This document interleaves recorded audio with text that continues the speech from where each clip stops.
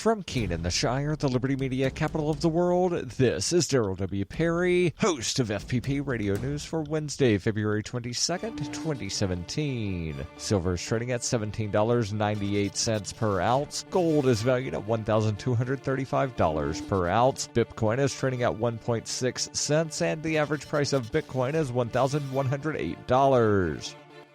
Antiwar.com reports heavy airstrikes pounded the northern Deir ez-Zor province town of Al-Sur, killing at least 11 civilians and wounding 35 others, according to the Syrian Observatory for Human Rights. Many of the wounded are in bad shape, and the death toll is expected to rise. Al-Sur, like the overwhelming majority of the Deir ez-Zor province, is under control of the Islamic State. The Syrian government controls some territory in the provincial capital, and the Kurdish YPG has seized a pair of villages in the far northwest of the province. That the Kurdish invasion is happening not far from Al-Sur, there is considerable speculation that the airstrikes were carried out by U.S. warplanes supporting the Kurds, though as of yet there has been no claim of responsibility from anyone for the attack. While Syria does launch some airstrikes in Deir ez-Zor province themselves, their focus has mostly been on keeping the Islamic State away from the airport, and it would not make much sense for them to suddenly attack Al-Sur so far to the north of their sphere of influence.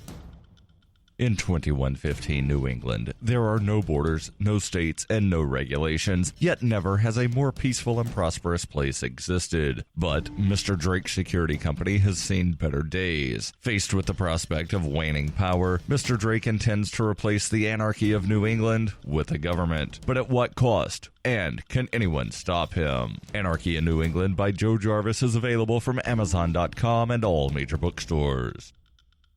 UPI reports the Washington Monument and the Lincoln Memorial, along with the World War II Memorial, were all damaged with graffiti over the holiday weekend, according to government officials on Tuesday. U.S. Park Police and National Park Service officials said at a news conference on Tuesday in front of the Lincoln Memorial that the markings were scrawled in black permanent marker in 5 spots and were similar in nature. Park Police officials said the messages aren't considered a hate crime, but the perpetrator could face vandalism charges. Mike Laturst, a spokesman for the National Park Service, said work crews expected the cleaning to take about 2 weeks, with several treatments of solvent being used. Latour said during the news conference, "Today it's certainly an ugly scar. A few months from now, the millions that come to see it won't even be aware that it happened." The Lincoln Memorial had 2 messages, and the Washington Monument and World War II Memorial had 1 each. A similar marking was found on an electrical box in Washington, D.C. Sergeant Ann Rose, a spokeswoman for the U.S. Park Police, said the messages ranged from about the size of the palm of a hand to that of a football.